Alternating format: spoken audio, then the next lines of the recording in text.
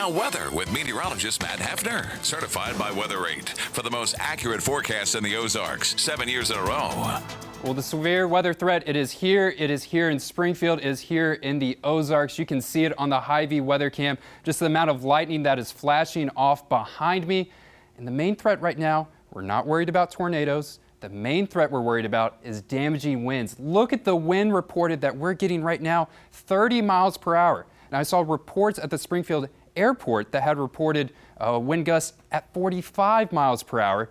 And these wind gusts, they can get up to 50, 60 miles per hour. So the main concern right now is not a tornado. It's this damaging wind. It's this lightning and heavy rainfall that's going to be pumping into our areas. Temperatures right now, we're in those upper 60s. We cooled off from, I believe the high was 87 today, and we drastically cooled off, all because of this cold front that's pushing through our area.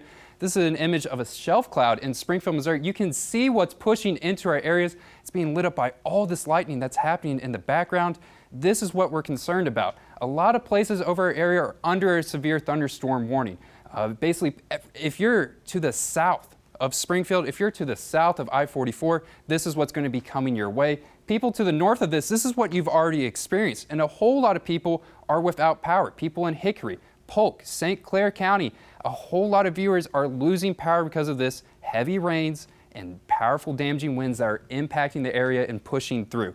Now, we are getting those heavy rains. We're also getting hail that's coming in as well, too. The hail size is about a quarter, but the main threat right now is those damaging winds and rains that are pushing through our area. Just about everyone south of I-44 is under a flood watch because an immense amount of rain. I think most people can expect to see 1 to 2 inches of rain. Some localized pockets have already seen 3 to 4 inches of rainfall with this system that's quickly and rapidly moving through, and it's going to carry on throughout the night. It's going to continue to move down south.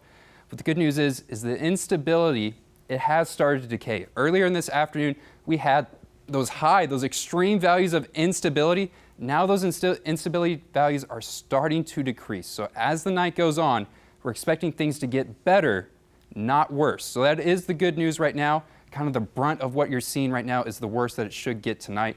This is the amount of lightning strikes this system is occurring in this tight little box right here.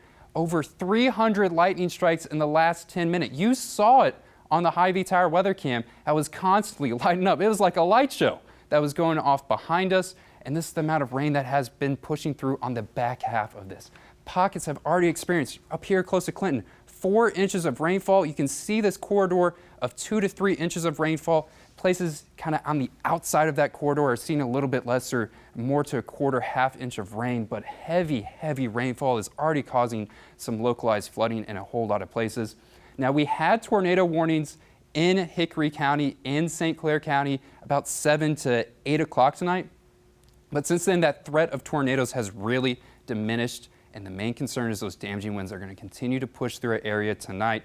How long can we expect to see this? Well, that's how we're looking right now on FUTURECAST. When we get into kind of that after midnight hour, things are really going to start to push out of our area, and I don't expect this to carry on into Sunday morning. By the time sun rises on Sunday morning, most of that rain will be pushed out, and Sunday is actually going to be a pretty pleasant day when all of this rain, all of this severe weather that we've been dealing with gets moved out of the area. Now, some rain will try to carry and try to linger on into the morning hour on Sunday, but look at the temperatures on the back half of things. We've experienced a whole lot of heavy rainfall this past week. Things are really going to start to dry out and calm down here in the Ozarks.